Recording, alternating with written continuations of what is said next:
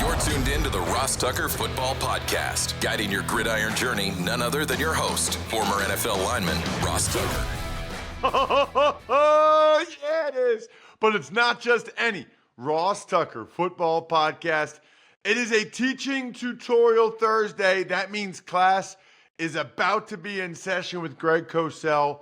I live for this. It's our first time talking about the draft prospects, in particular, the quarterbacks. Cannot wait to hear what Greg has to say about Caleb Williams and Drake Maye and Jayden Daniels. I know a lot of you live for this as well, and this show will get a lot of plays, whether it's audio or youtube.com/Ross Tucker NFL, all the way until the draft, as people love to hear what the civilian GOAT, Greg Cosell from the NFL Films, says about these quarterback prospects. You know me, I'm Ross Tucker. I'm a former NFL offensive lineman, got a bunch of media gigs, got a bunch of podcasts. Love those of you that like tomorrow or Saturday or Sunday. Maybe you're missing me. Maybe say, you know what? Joe Dolan said some interesting stuff on Fantasy Feast. Or I want to hear what Emory said about these quarterbacks on College Draft. Or how about the information from Steve Fezzik about injuries and the injury information and what that means for teams? You will be blown away. That's the Even Money podcast. Highly encourage you guys to check all those out. I should mention, I love all of you. You're like my podcast children, but I do have favorites. My favorites are those of you that go the little extra mile to try to help us do something to grow the show. It's not easy. How about Ben Berlin? He commented on an Even Money post. Thank you, Ben. Spreading the word via social media. It all counts. Any engagement counts.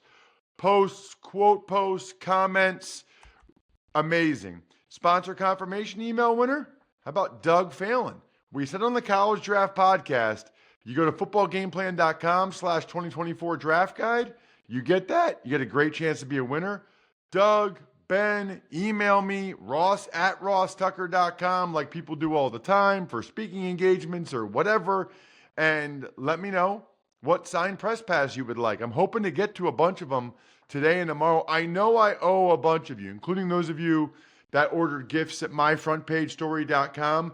I'm hopeful I can get to some of them today or tomorrow. The YouTube shout-out winner, Michael Garber.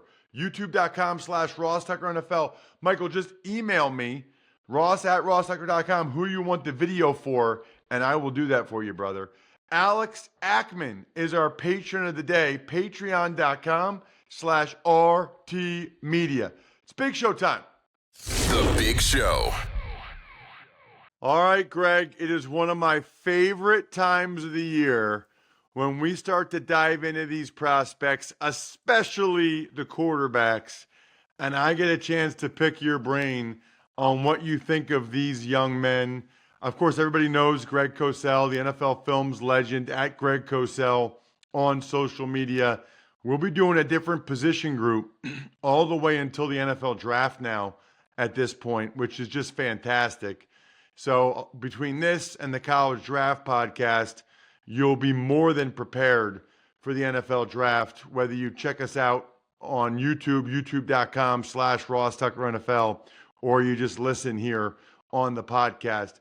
Greg, I always ask you the same question, and it does really vary greatly from year to year. And interestingly, there's already a lot of conversation about next year's quarterback class not being a very good one. Right. There's a belief that this year's quarterback class is a good one. I've seen those mock drafts and everything where they've got 4 guys going in the top 8 or top 10. But I don't really care what other people think. I care what you think.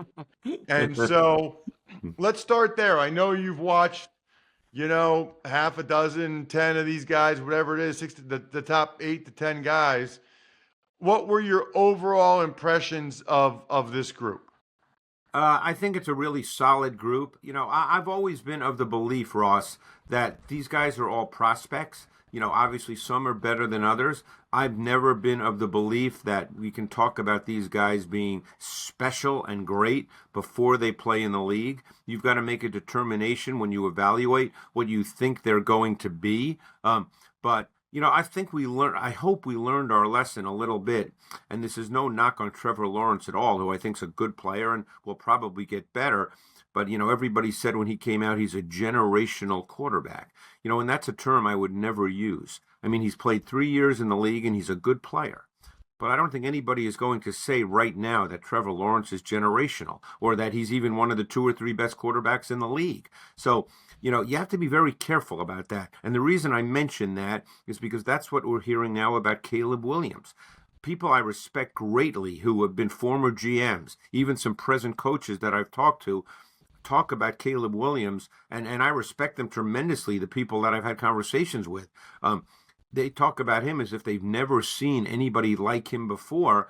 And, I struggle with saying that. And I've done a ton on Caleb Williams. I watched him last summer, his 2022 tape. I think I watched 8 or 9 games. I've already finished him. I've done his 2023 tape. I've done 8 or 9 games. And I think he's a really good prospect. But the operative word there, I would say, is prospect. Why do you not think he's what other people seem to think he is?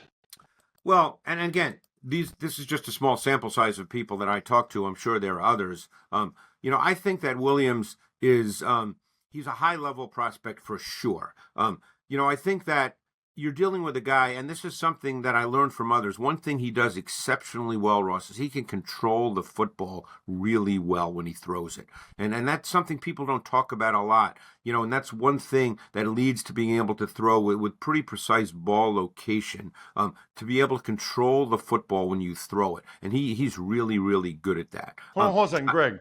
What does that mean? Are you talking about accuracy? What do you mean Yeah, control it relates the to ball football when you placement throw and it? ball location. Absolutely. Okay. Yeah. Some guys just can do it naturally, and other guys struggle with it.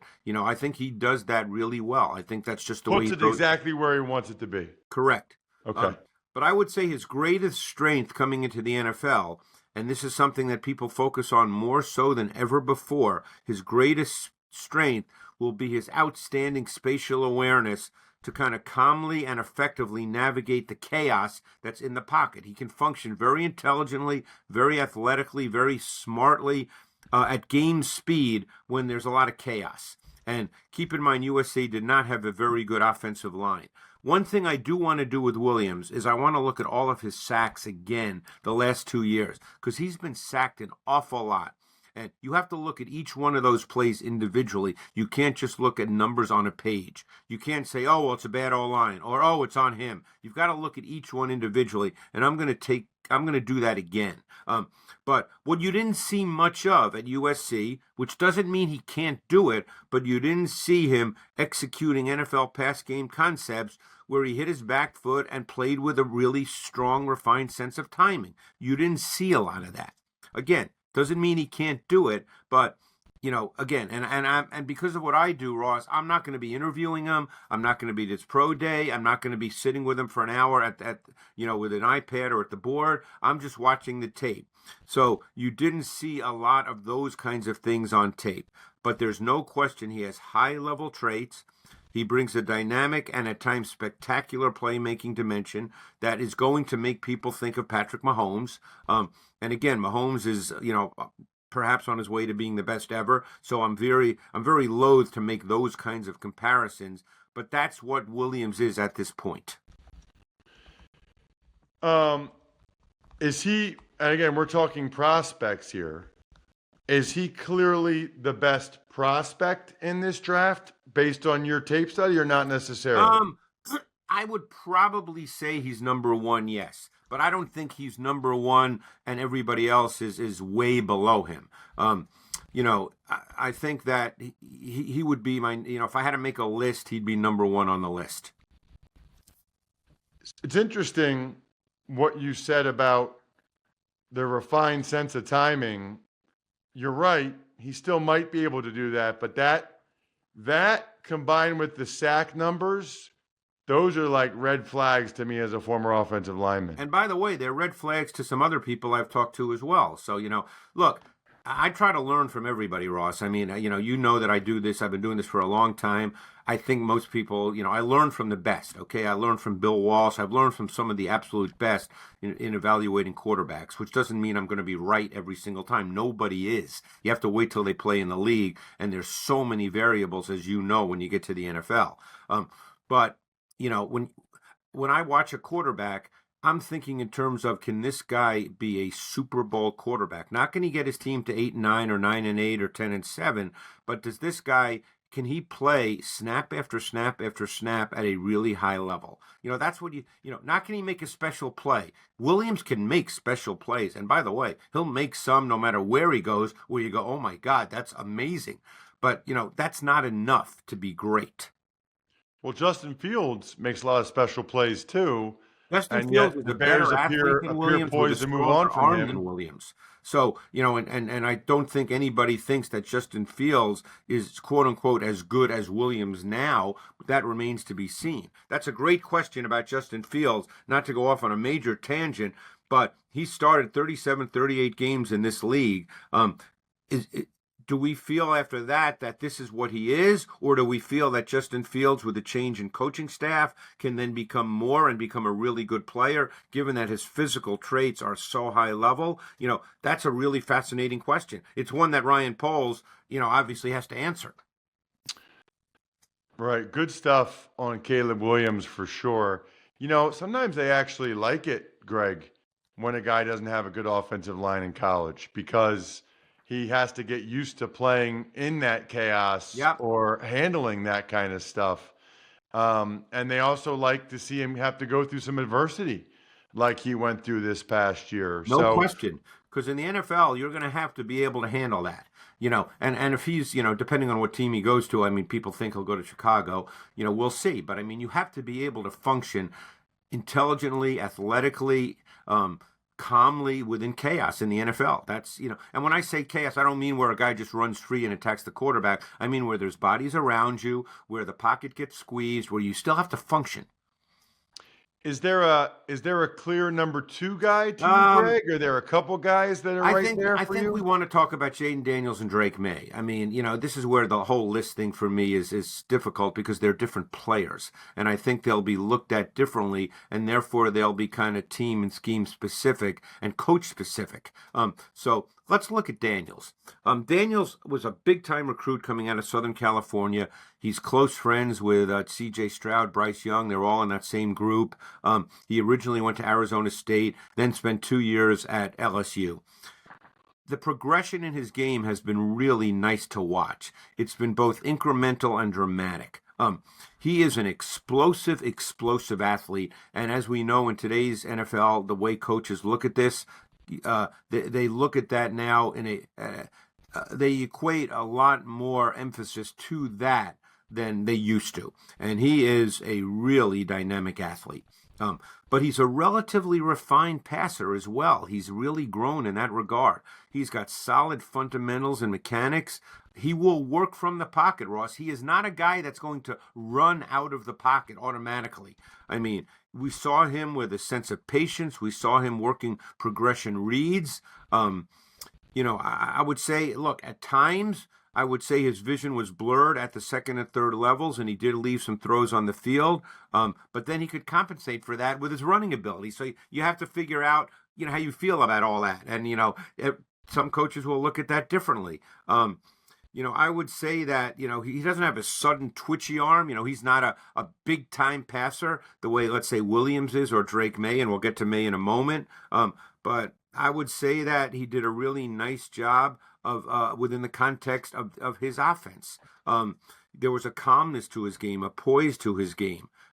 I really like Daniels. I think he's a guy that is still ascending and will continue to grow. What would be the knocks, the negatives, the concerns watching him play? I would say that he's not a really high-level passer in an ideal world. He can drive the ball at times, but he's not a naturally high-level passer. I thought, as I mentioned before, there were times, and a tendency, but not a major one, where he didn't turn it loose when the throws were there within the play concept and structure. Didn't isolate things as quickly and as cleanly as you'd like him to. You didn't see a ton of anticipation type throws in their offense. So, you wonder, hey, can he do that? Can he stick it into his own windows comfortably? Can he make those kinds of throws, which you have to make at the NFL level? And again, these are concerns, but not major ones in the sense that I don't believe he can be a good NFL quarterback, but they're just things that, you want to feel that he can do. What about, Greg, the fact that he has, and we'll talk about them in a couple weeks, but he has 2 first-round pick wide receivers at his disposal, including Malik Neighbors. On the one hand, man, that's got to make it easier and better. On the other hand, so did Joe Burrow, and that's worked out for him pretty well in the pros too. So it's not a knock. I just wonder how that factors into the evaluation, if at all. It doesn't really factor in for me because I'm watching the quarterback and seeing how he plays. And, it's funny you say that because, all through the years, a lot of great quarterbacks who are Hall of Famers have had great receivers, and we don't knock them for it. We don't say, well, Joe Montana wasn't very good, or he was throwing a Rice and Taylor, or we don't say that. We don't say that about the great quarterbacks that are in the Hall of Fame. He's got really good receivers, and I think Neighbors would be my number 2 receiver after Marvin Harrison, and I think the Thomas kid is a really ascending talent. But that doesn't factor in how I evaluate Jayden Daniels. What about Drake Maye? Because there's some interesting things there as well. I know people that really, really are. Seems like there's more of that he might be a little bit more polarizing than the other 2. What have you seen from Drake Maye? Yeah, and I think that's probably fair. You're dealing with a guy that has tremendous talent. Physical traits, big. You're going to have a guy that's 6'3.5", 6'4", 220, 225. He is a terrific athlete, but there's a lot of detail and nuance that he needs to clean up. And the other thing that is a little concerning was I thought that his inconsistent and at times erratic ball placement could well be a problem. But he certainly has the physical traits as a passer from the pocket. He has higher level athleticism. But, there's some things that clearly need to be cleaned up. He's a guy that drifts a little bit. And I've learned this from a lot of quarterback coaches, smarter than I am through the years, Ross. He drops back and he kind of drifts. And when you do that, that you're an offensive lineman. That's not a good thing because you're blocking for a guy, to be where he's supposed to be. And if he starts drifting in the pocket for no reason, then all of a sudden he's drifting into pressure. And it makes you look bad when it's not your fault, because linemen, they block a certain way based on the play call and on the drop of the quarterback. And Maye does have a tendency to do that. He drifts off the midline, and that needs to be cleaned up. Yeah, I hate that. Get rid of him. I'm out on Maye. I'm just kidding. One of the things that's interesting about Maye, and I think Nate Tice, Mike Tice's son, who was on the show at some point, brought this up. I don't think people realize, Greg, and I don't know if it's because he's a bigger guy or he's a white guy or whatever. I don't think people realize he's a much better athlete than people realize. Oh, he's a terrific. That's the thing. He is a big physical athlete, and that is a trait. Caleb Williams is probably going to come in at 6 feet, ½ inch. I've seen people compare him, and I haven't made this comparison, but I've seen people I respect say he's Kyler Murray. Now, if you said that, people would think, oh, well, that means he's not a great prospect, even though Murray was the first pick in the draft, because I don't think Murray in the NFL is viewed that way. But Drake Maye is 6'3.5", 6'4", 220, 225, as I mentioned. He is a terrific athlete, and that absolutely factors into the evaluation. Yeah, I feel like people don't realize just how well he runs and scrambles and how effective he's been with that. I'll be very curious. This is why it's so interesting, isn't it, Greg? Because you go over the pros and cons of each guy, and you can see, Jayden Daniels has a very different body type than Drake Maye. And you can see why some people would prefer Maye, some people would prefer Jayden Daniels. But man, the drifting and the ball placement, those are Those are two concerns for things Drake that, Maye. yeah, they need to be cleaned up, or and that's why you hit it. He's a little polarizing for that reason. But the 6'4", 225. There's not a lot of guys. I'm not going to sit here and tell you that he's Josh Allen or Justin Herbert. I don't. Those comparisons are often tough for me to make. But you're dealing with a big kid that has a lot of physical and athletic traits. And I would just say this, Greg, seeing Josh Allen and Herbert in person, I think people would be stunned by how big they are. I mean, I've those seen are them both in big person, men. and I've stood next to both, and I'm almost 6'4", and it blew me away how big those guys are. Yeah, those are big. I mean, they could be tight ends if they wanted to be. Yeah. Obviously they're not going to be, but they could. Absolutely awesome stuff, Greg. We got a bunch of guys to get to next week. I'm really curious to hear who's next, so to speak, on your list. We got Bo Nix and J.J. McCarthy, Michael Penix, Michael Pratt, the Bazooka Joe Milton, Spencer Rattler, who my guy Emery Hunt really likes. A lot to get to next week in our second quarterback episode. Should be awesome. Thank you so much, Greg. All right, Ross, appreciate it. Oh my gosh. I'm already looking forward to next week. I am so excited for next week. I'm so excited every time I eat DiGiorno. You know why? DiGiorno knows that planning any type of party on a budget isn't easy. You need the perfect setting. You got to have the perfect squad and, of course, the perfect eats. Luckily, you're a Game Time mastermind, and you know that grabbing DiGiorno Classic Crust Pizza can bring home a dub because it's packed with half a pound of cheese sauce and other toppings and comes at an incredible price. Make the game-winning call. Grab a DiGiorno Classic Crust Pizza from the grocery store today. It's not delivery. It's DiGiorno. It's also not just any beer. It's Labatt Blue Light. You see my picture from 2 weekends ago in Montana? I brought Labatt Blue Light with me to Montana to drink it and so I could measure the snow when I was skiing. Unbelievable. Just be like me. Just be awesome and drink Labatt Blue Lights with your friends or by yourself or in a closet. I don't care. Live life to the power of we. Always enjoy responsibly. Beer, Labatt USA, Buffalo, New York. Tuck's Takes. All right, well, something you teased from yesterday's episode. Ohio State wide receiver Marvin Harrison Jr., he is not participating at any drills at either the Combine or his pro day. Love it. Why should he? He's a lock top 5 pick. Nothing that happens in those drills has anything to do with making him a better football player for his team for next year, and everybody knows it. I love that he is realizing, why even do this nonsense? Why don't I just try to have the best rookie season possible? Thank you, MHJ. The Chiefs, they're tagging cornerback L'Jarius Sneed for $19 million, and they're also releasing wide receiver Marquez Valdes-Scantling to save $13 million. MVS made some plays for them, man, but he's not worth that much money, so they got to get rid of him. As for Sneed, sounding more and more like he's going to end up getting traded somewhere. The Chiefs just can't pay everybody. They got some other good corners. And the NFLPA team reports cards came out, and the Chiefs owner Clark Hunt got an F-. Didn't even know that existed. I know. I mean, not just an F, bro. An F-. I was actually texting a couple Chiefs I know. They like him. They said he's a good guy. That they say he's just cheap. Like the hotels they stay in on the road or the facility. He acknowledged the facility yesterday. I don't know. There's got to be some owners, Jack, that are like, F-, and they won back-to-back Super Bowls. Maybe that's the key. Or maybe Patrick Mahomes has something to do with it, owner.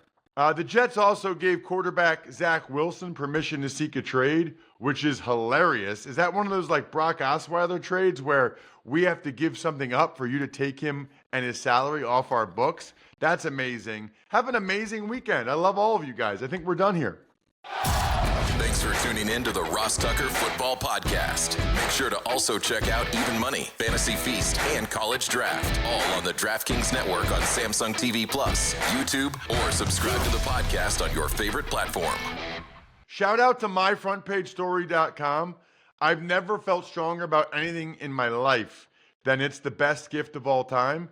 And if you have an anniversary or a birthday, or if you have any type of parent or grandparent, please get them this. I promise It'll make their day and your day. MyFrontPageStory.com. How about BackOfficeScheduler.com, SteakhouseSports.com, HumanHeadNYC.com, Sporticulture, Pizza Boy Brewing.